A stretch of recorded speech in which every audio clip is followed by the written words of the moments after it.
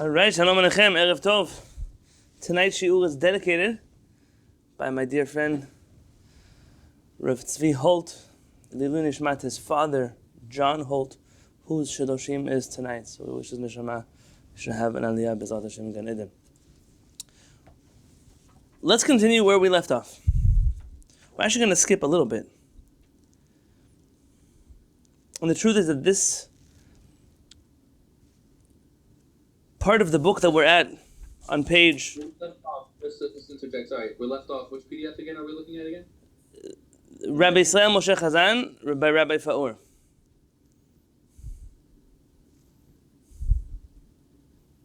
On page 5 of that PDF. And I'm actually going to skip the next 1, 2, 3, 4 paragraphs until page 7. And even though those are very important paragraphs, they're beyond the scope of what I wish to discuss inside of the Mishpat Tzedek class. And even though this is an introduction, but that's already so far out of where I wish to discuss today or even this week or this month, that I'm going to refer you to a shiur that I gave at length in this topic on YouTube called The Jewish Art of War. I spoke about it in Philadelphia also, if you were there. That link is going to pop up in your Google Classroom in about 5 minutes. So, b'ezrat Hashem, you'll get the link over there. You don't have to go looking for it. But if you can, that link will fill in the missing piece that I'm skipping here so that I can get to what I wanted to get to on page 7. Before I go back into the discussions of Jewish autonomy and the importance of Jewish autonomy, I was once teaching a shiur somewhere.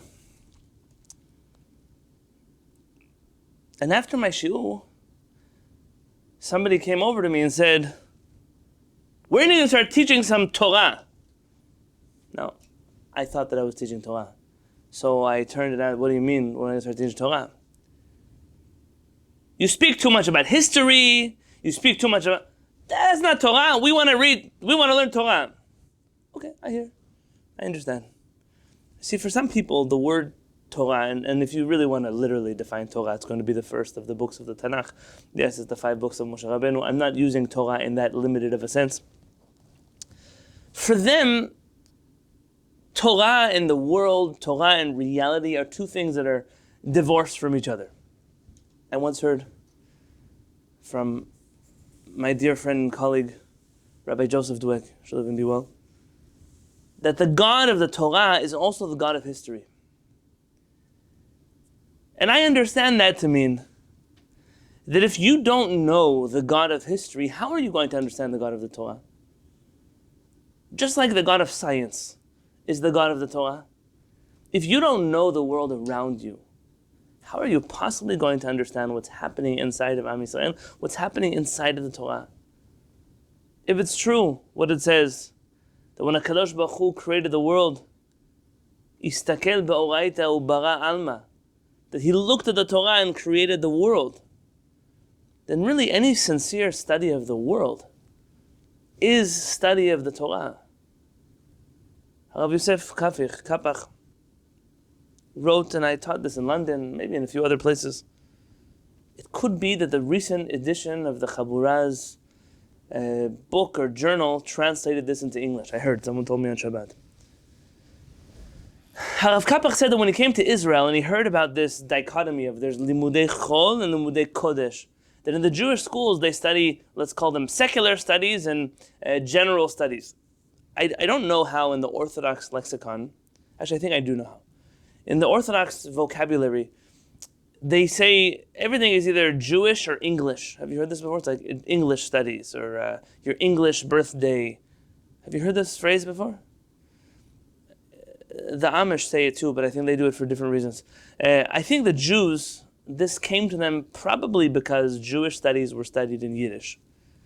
And secular studies were studied in English. So it became, science is English. Imagine telling somebody that you go to English class. What do you study in English class? You study geometry. They wouldn't understand what you want from them. That's something that only a Jewish person in this country would understand. He heard about this limudei kodesh, limudei chol. The Jewish day is divided between Jewish studies and secular studies. And he said, I don't actually understand what secular studies are. I said, you see, there's either things that you're allowed to study or things that you're not allowed to study. There are things that are inappropriate, they're avodah zarah, they're incorrect. We don't study those things. That's a limudei isur. I don't know what you would call it. But everything else that you study, that is part of wisdom, that is part of understanding the world, that is part of building a wholesome education for a person, those things are actually called limudei kodesh. Heard what I told you? If you're studying mathematics, according to Rav Kapach's understanding of the Rambam, you're studying Torah. Is it the same as studying from the Chumash? I'm not telling you the same. But it's not limudei chol. It's not something that's beyond Torah, that it's divorced from it. In fact, I don't know why in the Jewish school systems that we built all across the world, you have yet to find in the modern Jewish community limudim klaliim, the general studies, why are they not taught from a Jewish perspective? You can't teach mathematics and science and botany. You can't teach about the solar system. There's no input that our Chachamim have to share with us. You find that the Jews believe that secular studies are so divorced from Torah that even when they study secular studies, there's the separation of church and state. They're not able to possibly combine these disciplines together. It's a mistake. It's a mistake. You find this in general in the Orthodox world. I find it particularly by Chassidut. The Chassidim have this phrase. I'll tell you what the phrase is. Hashem should bless you Begashmias uveruchnias. You shall be blessed in your physicality and your spirituality, for lack of a better word. I don't know what those things mean in Jewish tradition. The word ruchaniyut does not mean anything in Hebrew. I mean, it does, kind of. Ruach is wind. Maybe ruchaniyut is like windsurfing. I don't know what you would use the word ruchaniyut for, but it's not what you think it means. Spirituality is not a Jewish concept. To divorce everything in the world, to separate things one from the other is a craziness, it's a sickness that exists in our community. In our Torah, our Chachamim, they don't work like that. So when we study history, why do we study history? Because part of understanding our Torah, and part of understanding Judaism, and part of our relationship with the Creator of the universe, is to know that we have to remember Yemot Olam, Binu Shenot Dor Vador. What is it? You have to remember the days of old. Understand what happened throughout history. We have a commandment, Shalavicha v'yagetcha zekenecha v'yomar lach.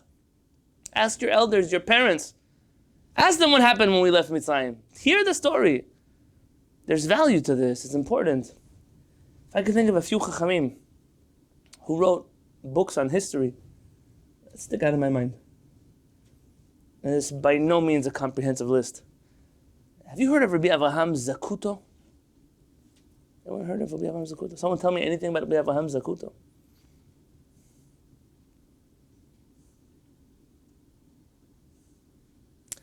How about one of the forgotten heroes in that book. Very good, Marlene. Marlene is referring to a book by Rabbi Yosef Biton on forgotten giants. Avraham Zakuto was a professor, he was a chacham, and a professor in Spain before the expulsion from Spain. He was an expert in all kinds of astronomy, that's the word. And he built the tools, the navigation tools, for many of the ships that left Spain at the time, seemingly including that of Christopher Columbus. I'm not telling you that they necessarily worked. I'm telling you that that's his discipline, that's the field that he was in. If I'm not mistaken, his son was also a professor and a Talmid Chacham. He wrote a book called Sefer Yuchasin. The Sefer Yuchasin, I have an edition in my home that was printed in Warsaw, probably, it's not printed in Poland. Yeah, Warsaw. 100 years ago. I don't have a date. It doesn't have a printing date here. And it's a history of all the Chachamim. Really from the beginning of time, all through the Chachamim. To understand who they were, what they did. I have a similar book They say that the Zagat crater on the moon is named after Rabbi Avraham Zakuto. Look him up. It's important to know, Chachamim.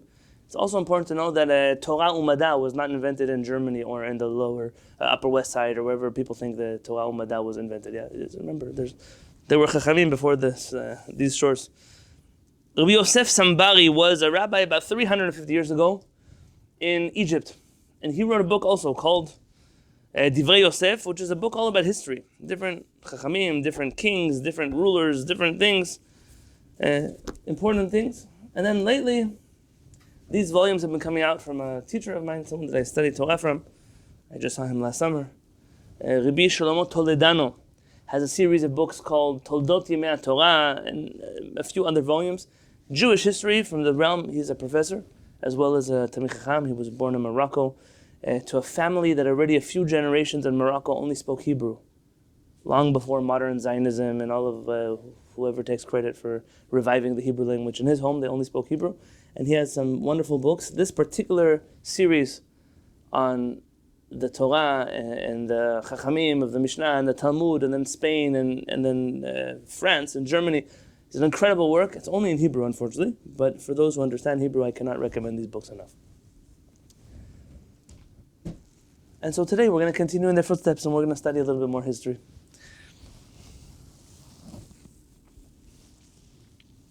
On page 7, Chacham Faur says the following. From the preceding, it follows that the ultimate objective of Jewish leadership ought to be the preservation of Jewish autonomy in all its political, judicial, and cultural aspects. So what is the job of Jewish leadership?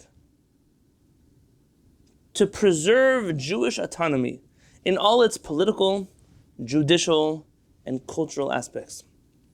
If I would tell you that that's not the mission statement of most Jewish leadership in the world today, I don't think I would be wrong.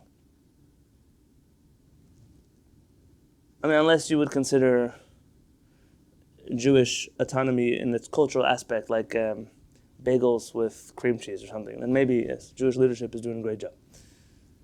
Freedom, in the sense of equal access to the entire gamut of the economic, social, and political opportunities of the state, was the most serious challenge to the national integrity of the Jewish people. So freedom, what is freedom in our understanding? Freedom is the freedom to be a citizen like all other citizens. That freedom was the most serious challenge to Jewish national autonomy in our exile. Tell me why.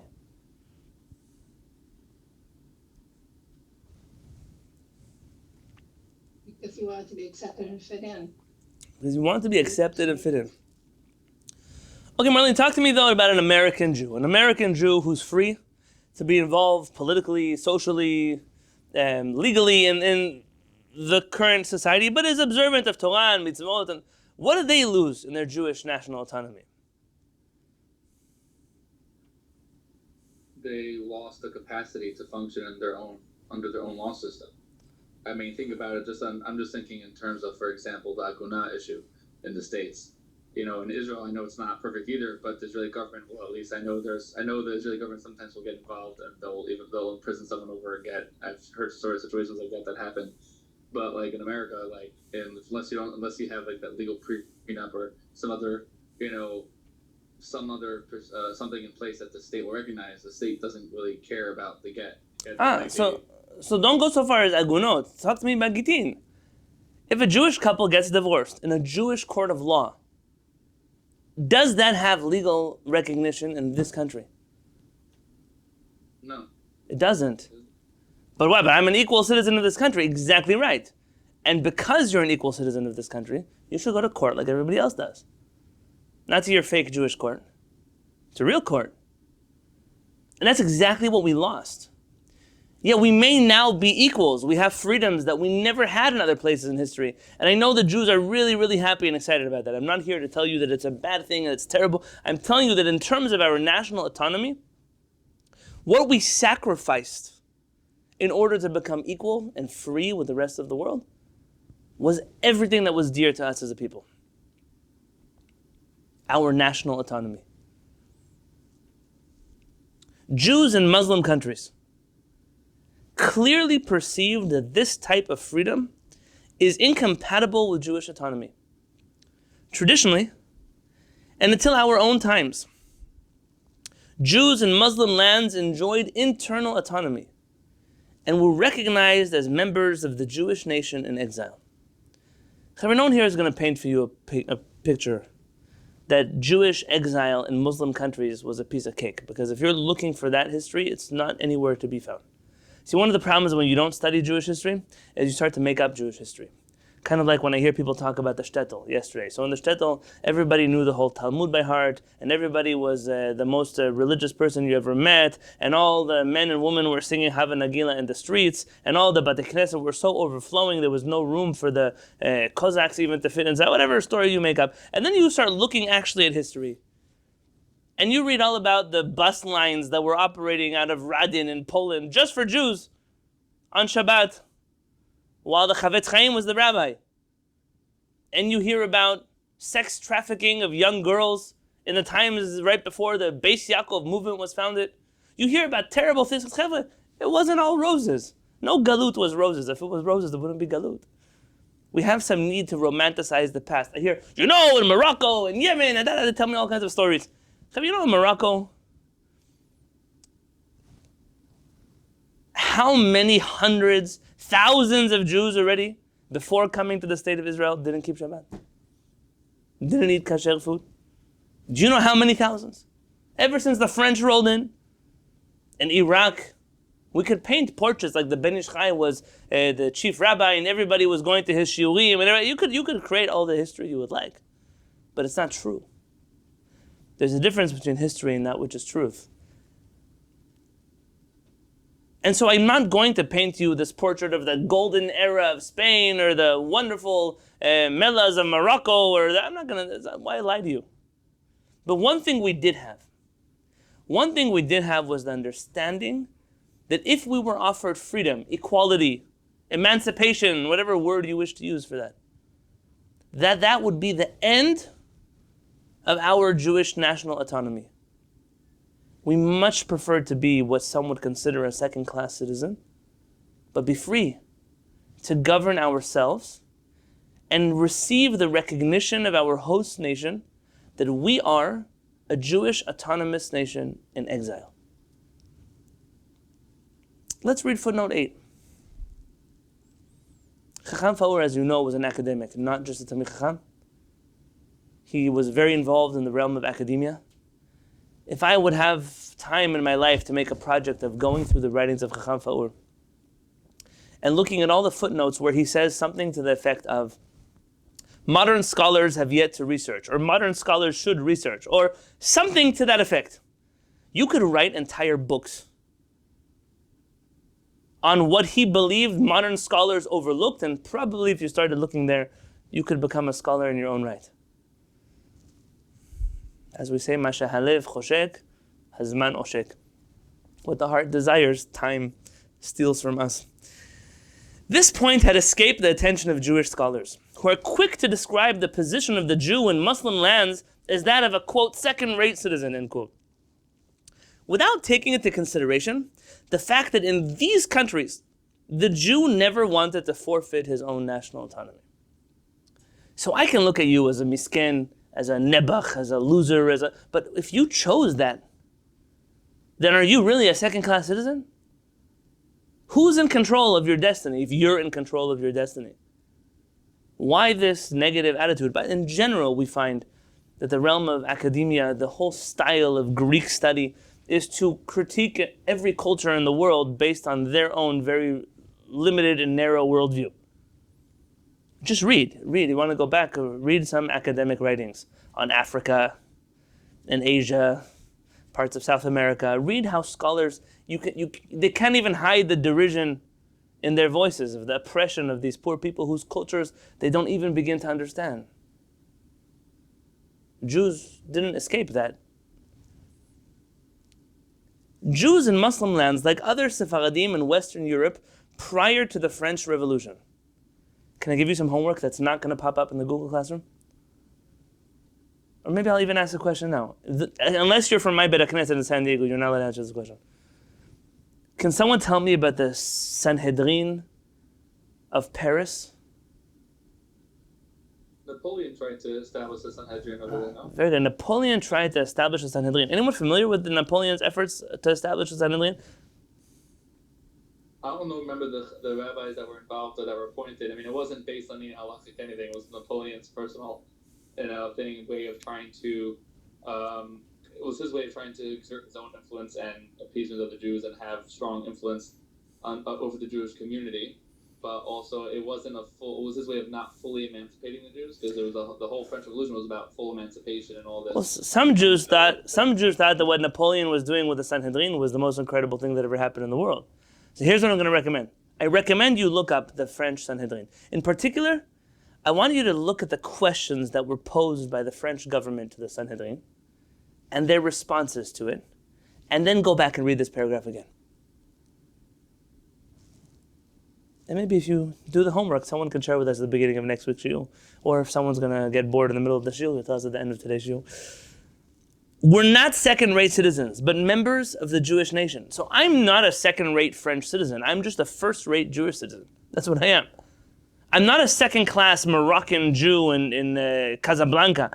I'm a first-rate Jew that happens to be in exile in Morocco, and I don't want your freedoms. I didn't ask for them. It ought to be remembered that demand for citizenship from the host government meant the recognition of that government as the supreme legal and political authority of the Jews. At the end of the day, we Jews in America are so free that we don't have our own president, we don't have our own chief rabbi, we don't have our own taxation system, prison system, court system, even the batei din that we do have, every three people, look, I'm talking to myself too, every three people who wants just puts together a bedin and they deal with whatever they deal with, they don't care what anybody else says. All the different vad harabanim that you may have heard of, regardless of how much they imitate from the Italian mob or not, all of them work independent from each other. They're not part of some major Jewish nation in exile. It's all a free-for-all. And compared to the government around us, we're living in utter chaos. Therefore, Christians who favored granting citizenship to the Jews demanded as a condition of, and I don't speak Latin, so you can read it for me, the abolition of the Jewish nation. Meaning, if you want to be equal, the first thing we're asking from you is get rid of this concept of a Jewish nation. Otherwise, to grant citizenship to the Jew would be as ridiculous as granting citizenship to a foreign citizen. The modern Jew who is a citizen of the USA, and you should know now from reading the next two words at what era he wrote this book, or the USSR, enjoys the political freedom of other citizens. But he does not enjoy Jewish autonomy as did the Jewish communities in Muslim lands, who had their own courts of justice, were judged by their own laws, paid taxes as an independent corporation, and maintain their own penal and educational systems at the bottom of page 8. From the point of view of national autonomy, emancipation is a betrayal of the highest interests and ideals of the Jewish nation. So you don't have to agree with Chacham Faur. I'm reading to you, though, from the writings of Chacham Faur.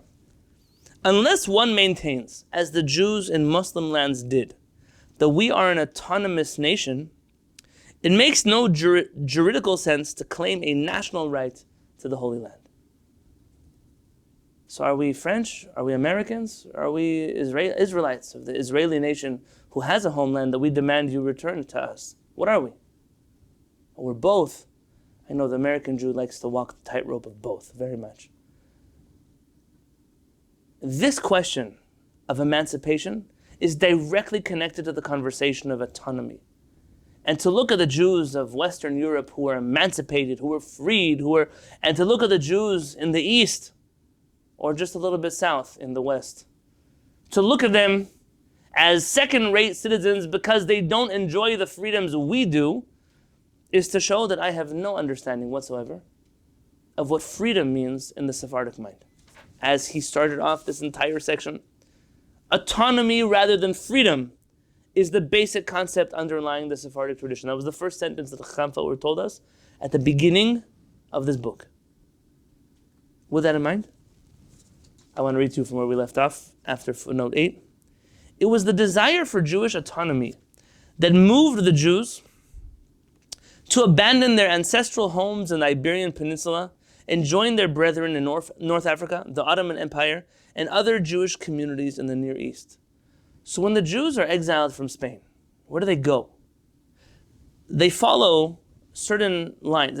Some Jews did go, obviously, to Europe. We have many famous families in Ashkenaz that are really Sephardic Jews. Anyone know any of the famous Ashkenazi Chachamim that are from Sephardic families?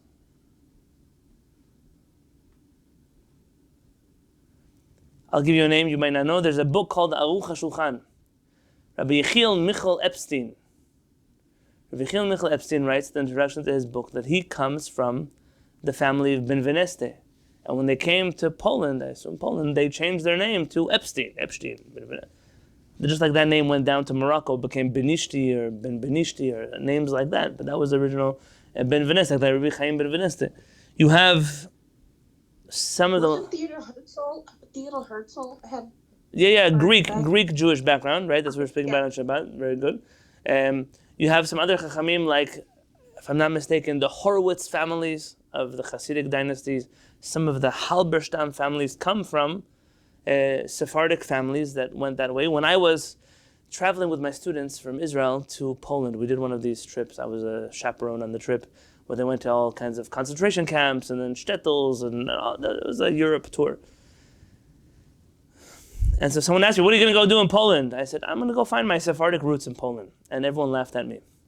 And so I find myself in a place called Zamość, Poland. I don't know if you've heard of Zamość, but I was in Zamość, Poland. And I'm outside on a street that was named after a famous Yiddish author called Yud Lamed Peretz. Have you heard of him? So Yud Lamed Peretz is like one of the most famous Yiddish authors that came out of Poland. And his family are Jews that left Spain to Portugal, Portugal to Turkey, Turkey to Egypt, and at a certain point in time came back to Europe because of business, for whatever other reasons they came back, and they were Sephardim who were already Polish. So the Jewish community is not as much more colorful than you normally think it is. But here I'm not talking about the Sephardim, the few that went north, but really the ones who continued east and south.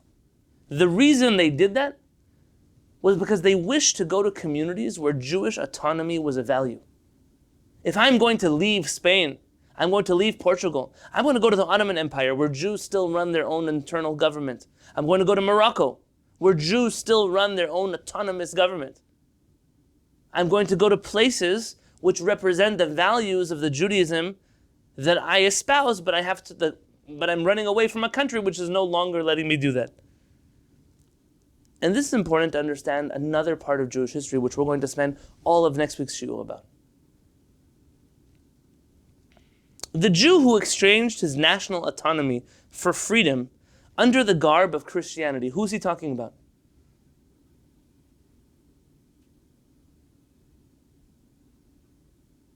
The ones who stayed in Spain? Okay, so the Jews who stayed in Spain. So once there's a decree that Jews have to leave Spain, or if they stay, they have to become Christians. So there are Jews who stayed. Those Jews converted to Christianity, and they received some titles over history. Some people called them a derogatory name of Marranos, which is pigs. Not a nice name. We don't use that word usually. There's the word conversos. Conversos is the general title, if I'm not mistaken, for those who converted. Crypto Jews are those who kept their Judaism in secret. So maybe conversos, I'm just saying, is probably a little broader, anybody who converted. Well, crypto Jews are those who, even though they converted, they still kept their Judaism in private, to varying degrees. For some, it might have been Shabbat candles. For others, it might have been saying brachot. Everyone had a different level to how much they kept undercover, but there was such a thing. So why would the Jew give up his autonomy for freedom? Because he believed that somehow he would be able to preserve his own internal autonomy. That his patterns of thought and feelings would not be subjected to outside authority and regulations. They tell a story about a guy who he had a big factory in Spain, and he didn't want to leave. A Jewish man. So the bishop of the town came to him and said, listen, Moshe, you can't stay here as a Jew. He says, you have to convert. If you want to stay, you have to convert. He said, Father, I don't want to convert. I'm Jewish. He says, Moshe, if you don't convert, then on Sunday we're going to kill you. He thinks about it. He says, can't be such a big deal, Father, to become a Christian. How many years do I have to study? He says, no, it's not a hard process at all. But there's one condition. The condition is that if I ever find you celebrating Shabbat, if I ever see you eating fish on a Friday night again, I'm going to kill you myself. And he says, that's not a problem. That's okay. I could do that. And so they bring him to the church, and he's getting ready for some Brit Milah, some Bedin. It's very simple. He takes some holy water, and the father dipped his fingers in the holy water, and he sprinkles him. And he says, you're not a Jew, you're a Christian. You're not a Jew, you're a Christian. You're not a Jew, you're a Christian. Mazal tov. Welcome to the Christian people. He's so happy. That's all he has to do to stay in Spain. It's incredible. Monday, Tuesday, Wednesday, Thursday, Friday. Friday morning, he tells his wife, says, really, I don't know how I'm going to get through a Friday night without eating fish. I love your fish that you make for Shabbat. We've got to go get fish. So she goes to get him some fish. And meanwhile, it's Friday night.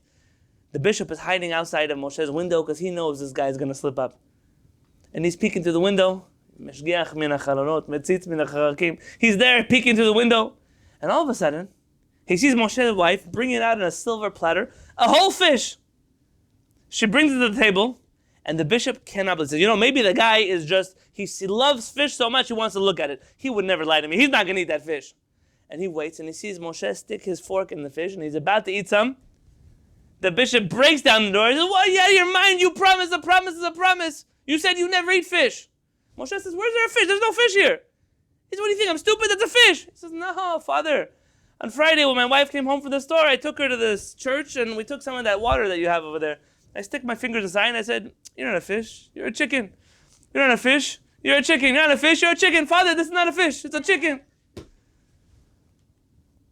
This story here of why Jews would convert, I wish to bring you a book that is at home. I'm teaching on Shabbat a book from I'm not teaching the book, but I was quoting from the book, Mission of the Church of Scotland to the Jews. And in there he discusses all the Jews that he met that converted to Christianity, talking about the 1800s, in the year 1830s, 1840s. And he mentions that of the 200 to 300 Jews he met in a certain city, only 3 of them actually believed in Yeshu. That 297 of them just did it for business reasons, or for just to get the anti-Semites away from them for a little bit. And most of the Jews who converted were not really converting for some sincere reason. And he says that the reason that a Jew converted, he thought he would get freedom, at least internally. You're not going to govern my life, my day-to-day life, my feelings, my thoughts, my emotions. I'll live like a Christian. So I'll go to church, so I won't do certain things. Fine, I'll do that, that's okay.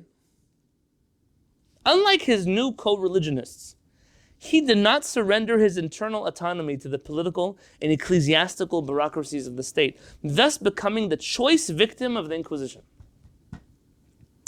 It is worth remembering that the sole purpose of the Inquisition was the eradication of heresy.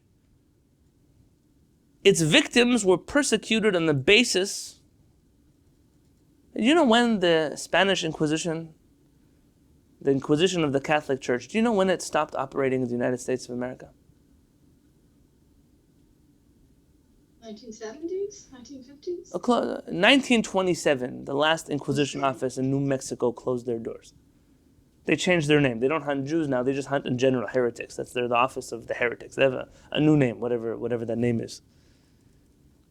The sole purpose of the Inquisition was the eradication of heresy. Its victims were persecuted on the basis of what they thought, rather than what they did. Do we have a parallel in halakha of a court persecuting someone for what they think as opposed to what they do? I would say possibly the Eid Salomim would be like a similar parallel. They didn't officially commit the crime, they testified to try and get someone, but as far as this goes, not really, not that I can think of. I mean, I know there's a concept that, like, when you think of, having the machshava to do a mitzvah, but being withheld for other circumstances, where just, I know there's from that, right, that is still counts as a mitzvah. and similarly the other way. But as far as the judicial system, not that I know of. Rabbeinu Bachya ibn Fakuda, he wrote a famous book. Remember the name of his book? Chovot HaLevavot. Chovot HaLevavot. Chovot HaLevavot. If you have the PDF of Horizontal Society for Faur handy, you're going to find this on page 79.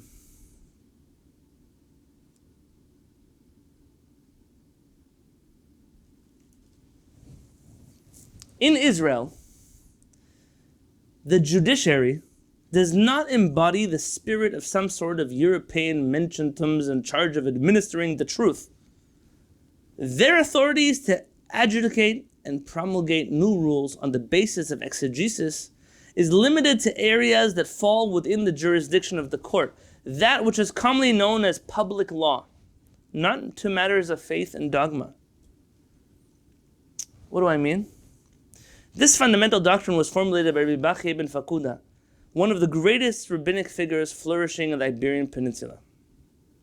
He pointed out that when defining the authority of the Supreme Court, the Torah limited its jurisdiction to legal matters, which he designated duties of the limbs, meaning external obligations, not on matters of personal faith or duties of the heart. Why is that book called Chovot HaLevavot? Chovat HaLevavot. There's two ways to say that word. The reason is because the Bedin does not rule over matters of the heart, only over matters of the body. The body that does something can be guilty of a crime. After analyzing the text, awarding authority to the highest court, seated at the Temple of Jerusalem, he concluded,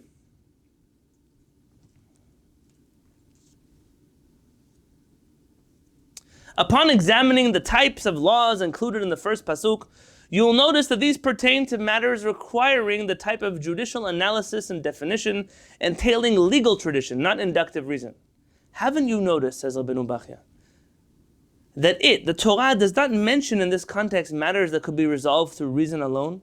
It does not say when you have doubts about the unity of Hashem, or when you have doubts about the meaning of the Creator's names and His attributes, or when you have doubts about one of the doctrines of faith. The Torah never says that. Rather, what does the Torah say? Matters that one can resolve through analysis and reason, that you have to accept the authority of the sages that transmit the laws, the judiciary. And that you must rely only on what the judiciary has transmitted about them. It doesn't say that in the Torah. The Bedin only has authority over matters that are not matters of the heart. The Rambam, he holds this way also. If you wanted to look in Mishneh Torah, Mamrim, chapter 1, Halacha 1.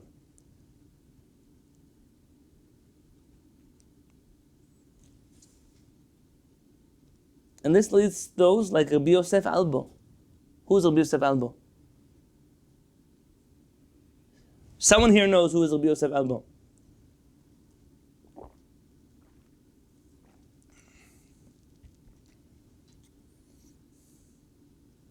Nobody? He's the one who wrote the Sefer HaIkarim with the three main ideas of the Torah. Okay, for now on, I'm just going to tell you to unmute yourself. Rabbi Yosef Albo, he is the one who wrote the book Sefer HaIkarim, one of the great Chachamim, and a work of a very special work. It's one that's not studied so much, I don't know why, but a very important work. In Sefer HaIkarim, Rabbi Yosef Albo writes the following, but perhaps I could read to you just a little bit from Chacham Faur beforehand.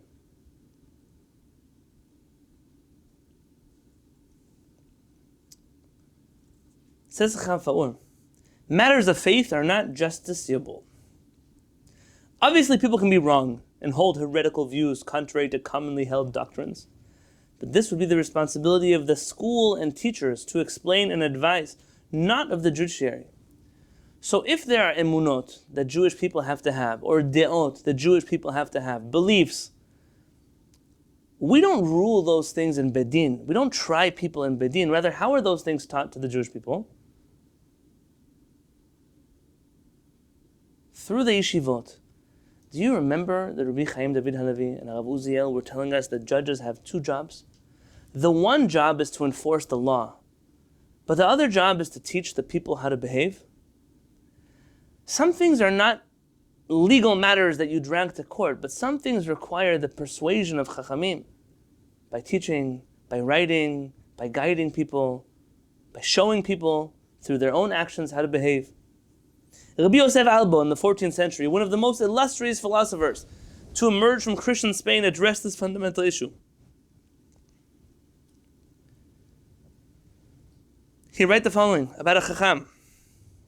A person who upholds the laws of Moshe and believes in its principles, that when he undertakes to investigate these matters with his reason and scrutinizes the texts, is misled by his speculation and interprets a given principle otherwise than it is taken to be meant at first sight, or denies the principle because he thinks that it does not represent a sound theory which the Torah obliges us to believe, or erroneously denies that a given belief is a fundamental principle, which however he believes as he believes the other dogmas of the Torah which are not fundamental principles, or entertains a certain notion in relation to one of the miracles of the Torah because he thinks that he is not thereby denying any doctrines which is obligatory upon us to believe by the authority of the Torah.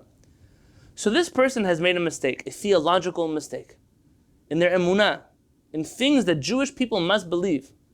But how did they reach this mistake? Was it out of malice, out of a desire to violate the Torah? No. It comes from scrutiny of the text, and that incorrect scrutiny of the text caused them to make a mistake. A person of this sort is not an unbeliever, a kofar. He is classed with the sages and pious men of Israel, though he holds erroneous theories. His sin is due to error and requires atonement. Can a Talmid Chacham make a mistake? Absolutely. A mistake in a matter of halakha, observance of halakha, you can take one to bedin for that. But in a matter of emunah, in a matter of de'ot, of chovot halevavot, there's no judicial action that is taken on such a person. That's between them and HaKadosh Baruch Hu. They're wrong. They did something wrong. They believed something wrong. But that's between a person and their Creator, not between a person and the rest of the Jewish people.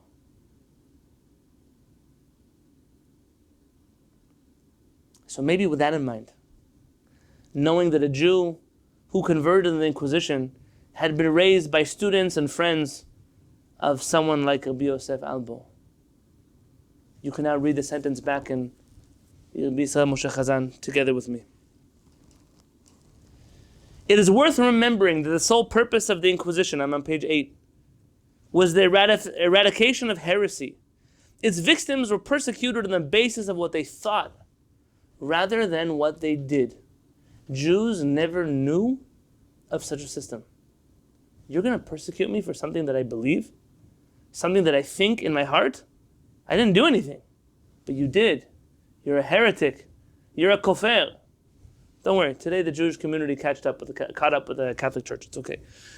In the majority of cases concerning new Christians, heresy did not involve a coherent or deliberate theological system that conflicted with Christianity, but ideas and values lingering from the Jewish past, an extension of the belief in the sacredness of personal autonomy. Jews have a problem. Just like Hebrew national hot dogs. We answer to a higher authority. In our bones, we believe ourselves to be free from the oppression and tyranny of other people. And so you could take away my physical freedom, you could lock me in a cage, you could put me in galut, you could do whatever you want to do with me. But my spirit, you can't encage my spirit. I'm always going to be free. And so Jews converted to Christianity thinking that they would be able to maintain their freedom, and they did not recognize that they were now joining a religion which was going to persecute even the most personal feelings that a person has in their heart. In a deeper sense, the Inquisition reflects the inability of the Catholic Church to cathecize. The best English word I'm going to give you for cathecize is to instruct, if I had to choose a word, to its own constituents, the new Christians, through rational means. So the Catholic Church has many strengths. Strength of the sword, strength of killing people, torturing people, burning people. But the strength of convincing Jewish people through rational means to become Christians, the Catholic Church failed miserably at that. And their only option then was to persecute the Jew physically for what they couldn't do on a rational level through instruction. At the same time, see, what is the Inquisition?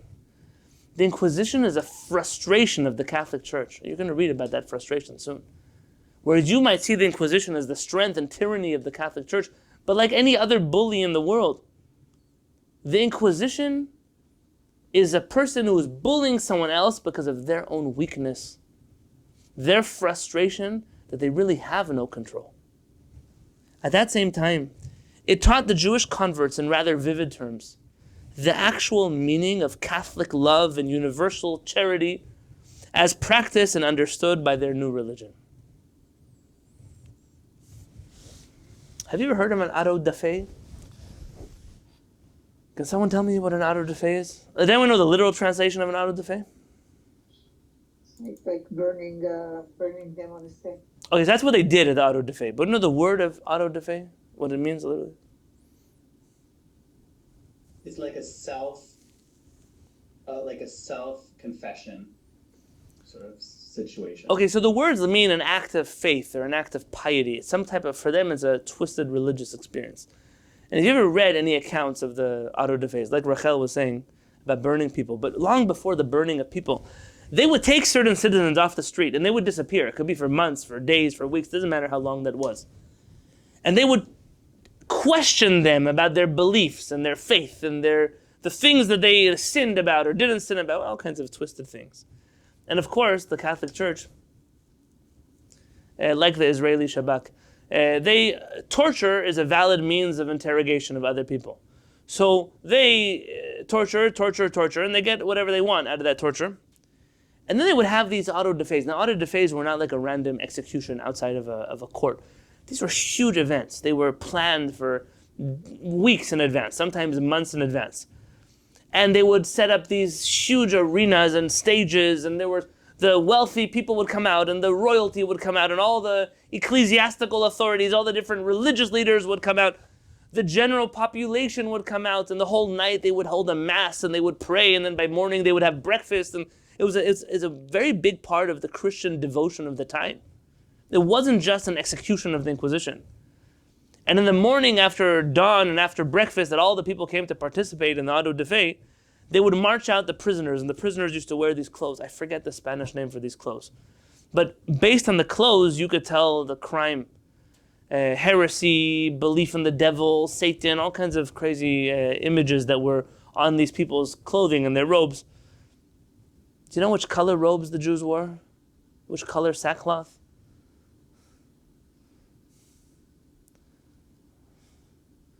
Yellow. I don't know how the Nazis got to the yellow star, but it wasn't the first time in Jewish history the Jews were made to wear yellow. Something interesting. I don't know the history of that, but why? But it is.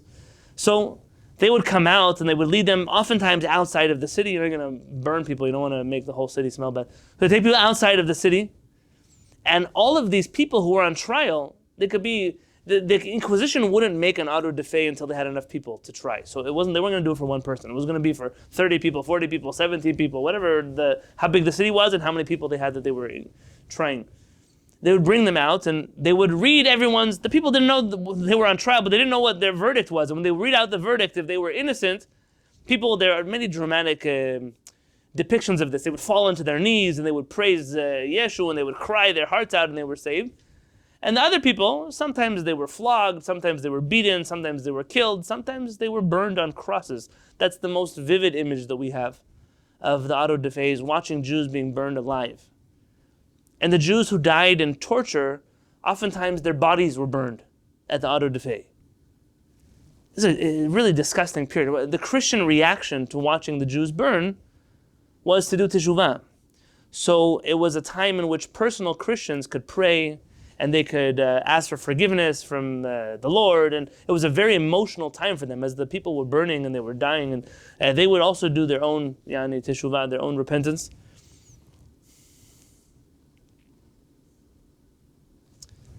People sometimes read in the Torah all the curses that will come to the Jewish people. And they're afraid of what's going to be in the future. And I said, you don't have to worry. All the curses of the Torah, they already happened double, triple, quadruple. We already suffered. Am Yisrael already suffered enough. There's no reason for us to suffer anymore. Baltazar Lopez, a victim of the auto da fe held on June 1654, illustrates the attitude of the new Christians toward their adopted religion. In that auto da fe, I don't remember if it was 7 or 12 Jews were burned there. But as they were tying him down, he said, I'm not going to believe in Jesus even if you tie me down. As the executioner was completing his task, a priest came to him inquiring whether he was truly repentant. Looking at the priest, he replied, Father, do you think that this is the time to joke? You have to understand what a Jew who knows that he's going to be burned alive right now. He's in the face of the one person that might be able to save him. And he says, are you truly repentant? And he says, Father, it's time to make jokes? Now you want to make jokes? The willpower of Mr. Lopez came from his understanding that you can't take away what is mine, my personal Jewish autonomy. A more poignant illustration was provided by Francisco de Santa Fe, a counselor to the governor and a son of the notorious Jewish apostate and champion of Christianity, Geronimo de Santa Fe. You're familiar with Geronimo? He was born, if I'm not mistaken, Yosef ben Yehoshua, Yehoshua ben Yosef. He has a name like that. He was a physician who converted to Christianity. His son, Francisco, committed suicide by jumping from a tower rather than appear before the Inquisition. So people would convert to Christianity, but they would find that no matter how many generations had passed, the Inquisition was still hunting them. They weren't free. They were never really liberated. They just lived their whole life as second-rate citizens among the Christians, who anytime they breathed the wrong way or smelled the wrong way or said something the wrong way, the Inquisition was knocking at their door to torture them into confession. Geronimo's son, Francisco, he was going to be brought to the Inquisition. And he said, instead of dying at the hands of the Inquisition, I'm going to kill myself. I'm not here to support martyrdom or suicide. And if anyone has any suicidal thoughts, there are national hotlines that talk about this and can help people, and it's a very important resource to have. But he didn't want to go through the shame of being put in an Inquisition and having his Judaism put on trial, his Jewishness. I don't even know how much Judaism he had. Instead, he wanted to take his own life. His mortal remains were burned in the auto celebration in December of 1486. The tenacity with which the new Christians adhered to their personal autonomy has no parallel in history. It was a constant source of wonder to their new co-religionists, who were incapable of understanding why anyone should adhere to a particular value or idea, even in the face of death. It would be opportune to quote Diego Annunziazano Justiniano, Archbishop of Kragenar. In the sermon that he addressed to the victims of the auto da fe, celebrated in Lisbon on September 1705. You should know that Faur was using this word celebrated intentionally. Auto da fe's were celebrations. For us, they may have been days of death, but for the Christian world, they were celebrations. He said the following before the members of the auto da fe: you are a people whose patience has never been exhausted by long protracted hope, to whose minds the clearest evidence does not bring conviction, whom the severest suffering only disposes the more inveterately to persist in your obstinacy. By the way, the speech that he gave was written in Spanish, and it was spread throughout like wildfire. In fact, there were even some responses to this speech. I tried to look up the sermon, but the sermon is all in Spanish, and HaKadosh Baruch Hu did not bless me at this point in my life to be able to read a book, not in New Spanish, not in Old Spanish, but this is a translation here. Chastisement that softens brutes only makes you more stubborn. Evidence that convinces even fools only renders you more positive. Remember I told you that the Inquisition is Catholic frustration. Hope that wearies the spirit of others makes you more enduring.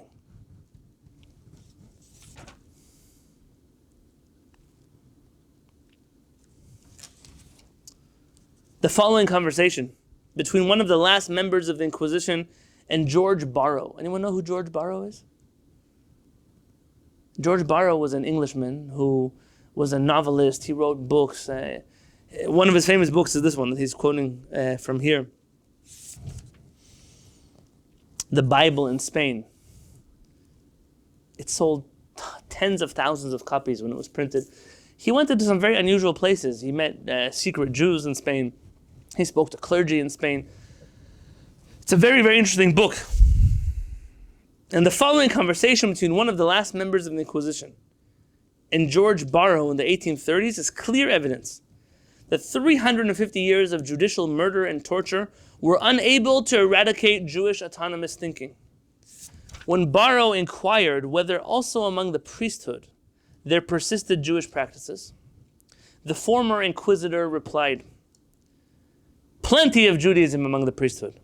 Whether of the black or white species, no lack of it, I assure you, Don Jorge," George Borrow. Now, I have to tell you, and if someone can enlighten me, I'd appreciate it. I don't actually know the understanding of what he means when he says black or white species of Judaism. I'm assuming he's not a racist talking about Sfaradim or Ashkenazim. I'm assuming that wasn't where he was going with it. I have some theories that people have shared with me. I reached out to Rabbi Faur, Chacham Faur's son, and he also is not clear as to what black and white means in this context. But if you have some type of background or you know someone who might understand in the Christian context what he's talking about, someone suggested that perhaps it has to do with more superstitious, sorcery type Judaism or not, but I have no clue.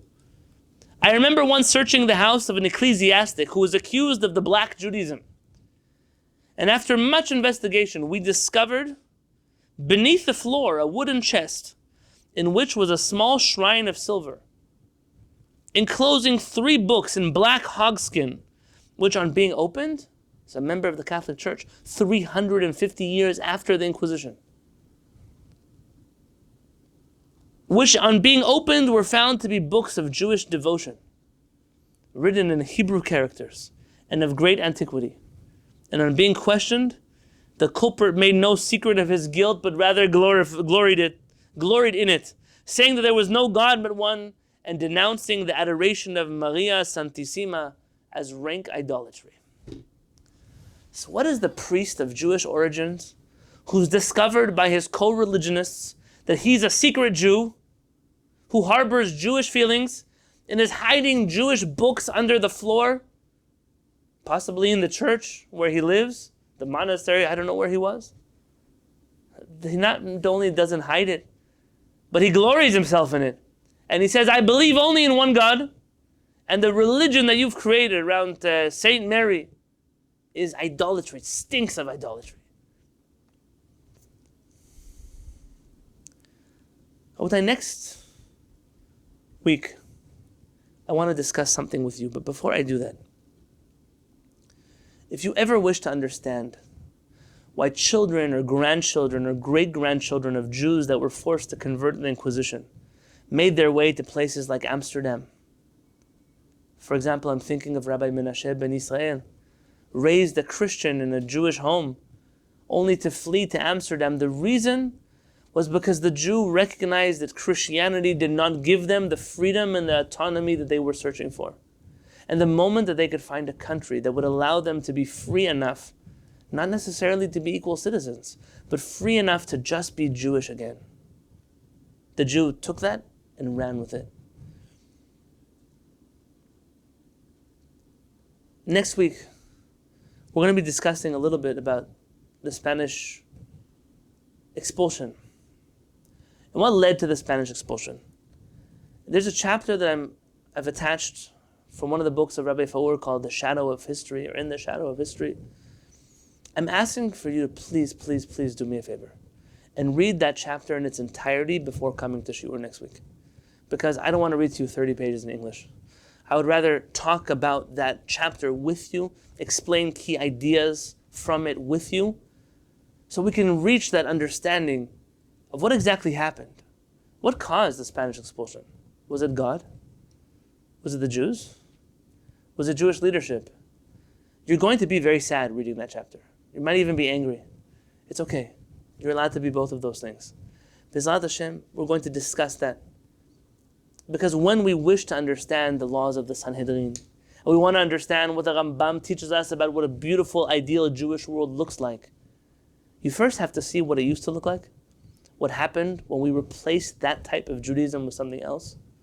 What are the dangers that we risk by leaving Judaism the way it is right now, and why we so urgently need to reclaim our faith and bring it back to the forefront of our consciousness, of our minds, because the Torah, as we are studying it, is the only thing that can help Am Yisrael going forward. Thank you so much for learning with me tonight. I so much appreciate your time. B'ezrat Hashem, I'm here to answer any questions or comments you might have. Hopefully I don't get blinded by this light that is about to be in my face, but I might just move my chair over. Until then, thank you again for learning with me. B'ezrat Hashem, we will see each other next week on Monday night.